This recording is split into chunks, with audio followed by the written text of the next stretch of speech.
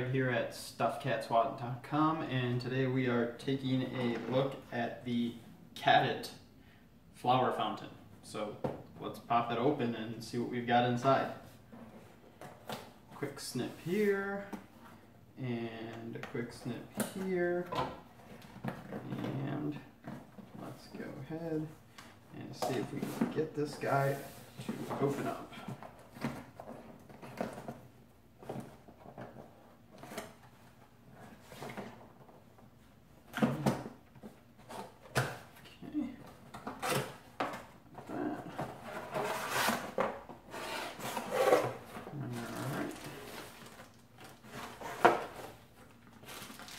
We'll tip it over.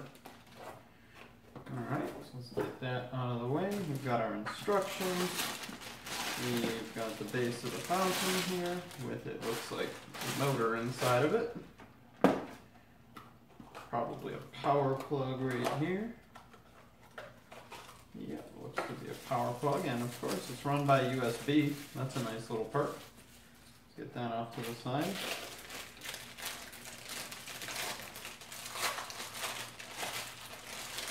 Water spreader itself for the top. Stuff off to the side. And of course we've got all of the good stuff actually inside. Nice little placard. I'm not really sure what this guy is, but it looks like part of the pump.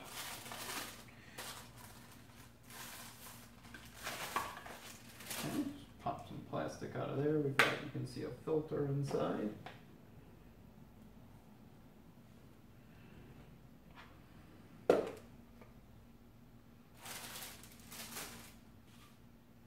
Alright, well, these look like all the pieces, so I'm going to go on pause here for half a second and read the directions and figure out what we're supposed to do next.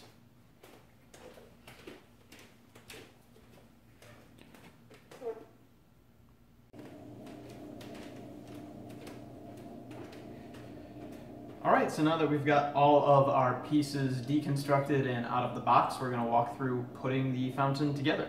So the first thing it recommends to do is to actually go ahead and wash the basin out. I've already washed it out and made sure it's clean and good to go, so we're going to kind of get started from there. So I'm going to grab my pump, and it comes with this tiny little attachment, this little black tube that's going to make sure that the water gets shot up properly. So I'm going to insert that, and then essentially I'm going to go ahead and actually stick that right to the bottom of the basin. And you can see it's actually got some suction cups, so it'll stay right in there.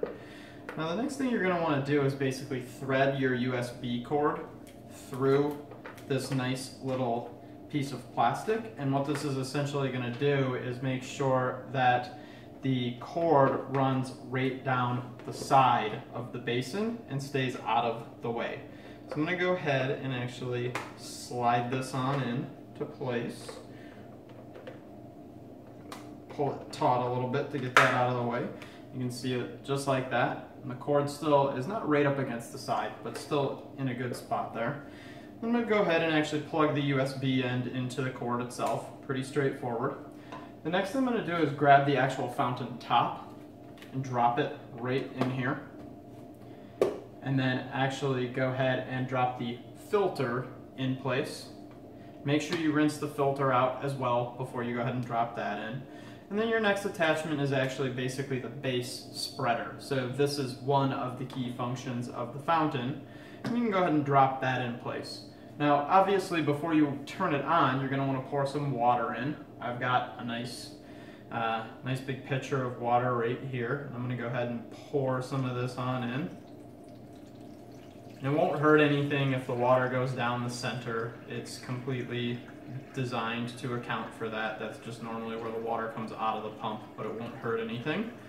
So I've definitely got plenty of water in here to go ahead and get started. So basically what I'm going to do is I can actually go ahead and I brought myself a nice little extension cord and plug this in straight away. Now what you'll see is the water will start pouring right out the top here. I'm not going to flip it up too much for you, but you can go ahead and actually see that. Now this is one of the base setups. You can also go ahead and actually stick the spreader in while it's on. Just be very gentle with it and drop the spreading flower top in, and as you can see, it'll start coming out all the little 5 channels here. Now, if you want, you can also go ahead and actually add this last attachment. I would recommend, if you want to add the last attachment, that you temporarily pull the spreader out, because it actually takes a little bit of strength to push this little yellow guy onto the top. But you can go ahead and actually push that right in there. And then, once that's on there firmly, and you've made sure, you can go ahead and underneath, you can see the little attachments, make sure they dropped into their slots. You can then go ahead and actually drop that right on top. So you're pretty much good to go from there. And then you just want to obviously set it someplace where your cats can go ahead and get to it.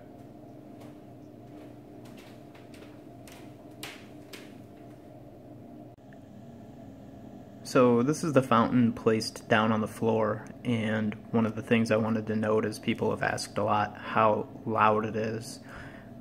It's honestly pretty whisper quiet. I can hardly hear it from only a foot away. I'm not even sure the mic is picking it up because it's quite quiet. So you'd have nothing to worry about with it running even just a few feet away from you.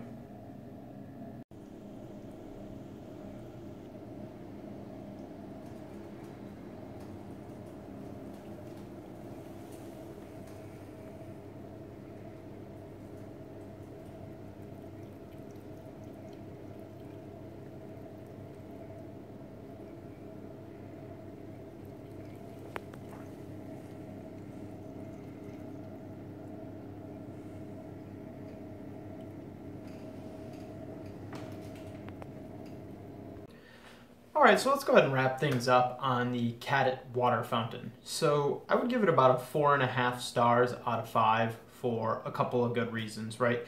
I think it comes in at a really nice, affordable price. It's a high quality product that is completely dishwasher safe. The refills for the filters are also pretty darn affordable, which is a nice perk. And beyond that, it's actually incredibly easy to set it up and clean it. The 2 key things I can see out there for improvement: number 1, I do wish you could go ahead and actually see the water level from outside of the fountain. That would be a nice perk.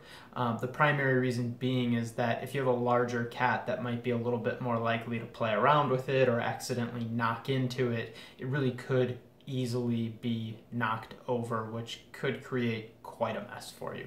But like I said, about 4.5 out of 5 stars. It's definitely a great product, and it's the best fountain that I've encountered so far, especially at such a cheap price point.